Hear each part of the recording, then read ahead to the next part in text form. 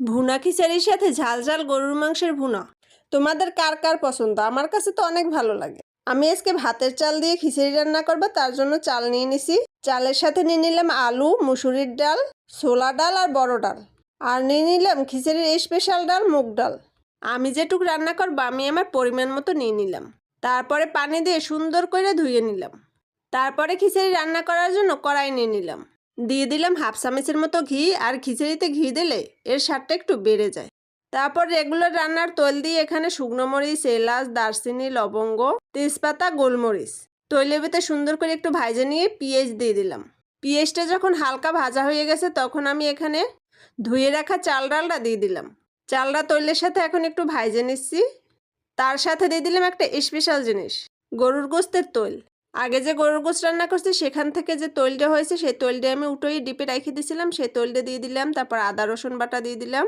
এখন সব কিছু চালের সাথে সুন্দর মিক্স করে ভাজা ভাজা করে নেব। তারপরে দিয়ে দিলাম স্বাদ মতো লবণ। তারপরে দিয়ে দিলাম হলুদ মরিচের গুঁড়ো। এখন আবারও সব কিছু চালের সাথে মিক্স করে নিলাম।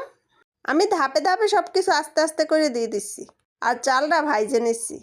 এই যে মশলার সাথে আমার চালটা তৈলের সাথে সুন্দর ভাজা হয়ে গেছে, কষানো হয়ে গেছে। এখন পরিমাণ মতো পানি দিয়া অপেক্ষা করব রান্না হওয়া পর্যন্ত।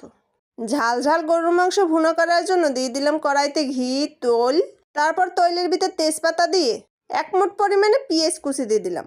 আর গরুর গোস্ত দেওয়ার জন্য এখানে কিছু আস্ত মশলা নিয়ে নিয়েছি, এলাচ, দারচিনি, লবঙ্গ, জয়ফল, জয়ত্রী, বড় এলাচ, গোলমরিচ সুন্দর করে পাটায় বাইটে আনছি। তারপরে আদা, রসুন, জিরে, শুকনো মরিচ এগুলি আগে ব্লেন্ড করা ছিল। সব মশলাগুলি পরিমাণ মতো আমি দিয়ে দিলাম। তারপর হলুদের গুঁড়ো দিয়ে দিলাম, লবণ দিয়ে দিলাম স্বাদ মতো। পানি দিয়ে মশলাটা সুন্দর করে কষাই নিলাম। এবার কষানো মশলার ভিতর গরুর মাংসটা দিয়ে দিলাম। এখানে গরুর মাংসের ভিতরে হাড়, চর্বি সব মিশানো ছিল। মশলার সাথে এখন সুন্দর করে মাংসটা কষাই নিব। মশলার সাথে সুন্দর করে মিক্স করে ঢাকা দিয়ে ঢাইকে অনেক সময় ধরে আমি কষাই নিচ্ছি। অনেকটা পানি বেরিয়েছিল, সে পানিটা শুকিয়ে আবার আমি কিছুটা পানি দিয়ে আবারও কষাই নিচ্ছি। আর এদিকে আমার খিচুড়ি থেকেও পানিটা শুকিয়ে গেছে। এখন খিচুড়িটা সুন্দর করে নাইড়ে ছেড়ে দিচ্ছি আর সাথে কয়েকটা কাঁচামরিচ দিয়ে দিছি। খিচুড়িটা এই সময় এত কালারফুল লাগতেছে দেখে তো আমার আবার খিদে পেয়ে গেছে। যাই হোক, খিচুড়িটা আবার আমি দমে রেখে দিলাম।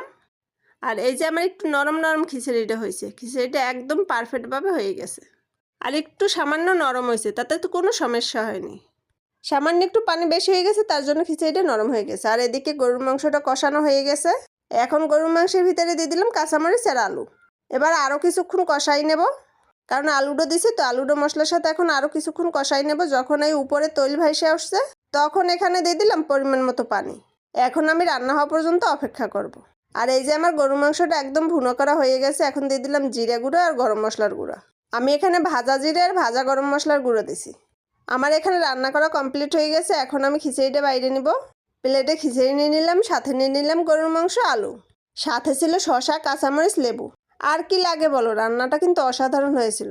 তোমাদের কাছে যদি ভালো লাগে লাইক, কমেন্ট, শেয়ার করে আমার পাশে থেকো। আসসালামু আলাইকুম, আল্লাহ হাফেজ।